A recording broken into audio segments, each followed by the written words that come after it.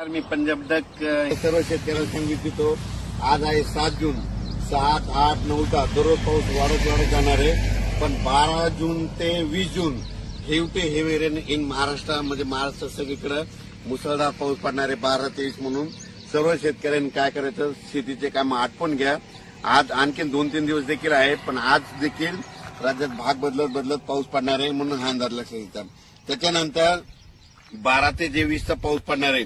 सगळ्यात जास्त पूर्व विदर्भ, पश्चिम विदर्भ, दक्षिण महाराष्ट्र, उत्तर महाराष्ट्र, कोकणपट्टी, खानदेश, मराठवाडा सगळीकडेच पडणार आहे।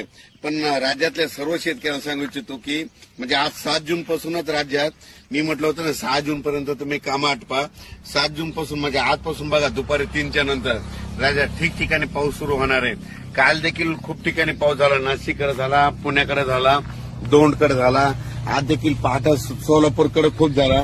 असाच पाऊस काय होणार दररोज वाढत जाणार आहे।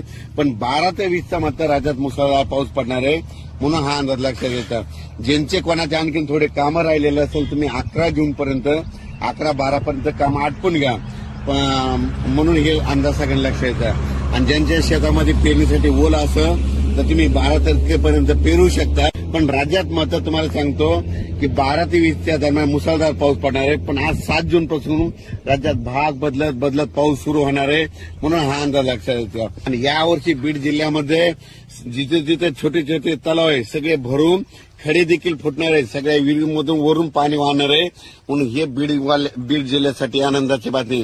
कारण की ज्या वर्षी मान्सून पुरेपूर येतो ना त्यावर्षी सगळ्यात जास्त पाऊस बीड जिल्हा, नगर जिल्हा, धाराशिव, लातूर, त्याच्यानंतर सातारा, सांगली, सोलापूर, कोल्हापूर या भागात जास्त पाऊस पडतो।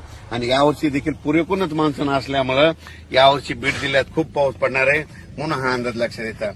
अचानक वातावरणात बदल झाला, उद्याच एक मेसेज दिला जाईल। धन्यवाद।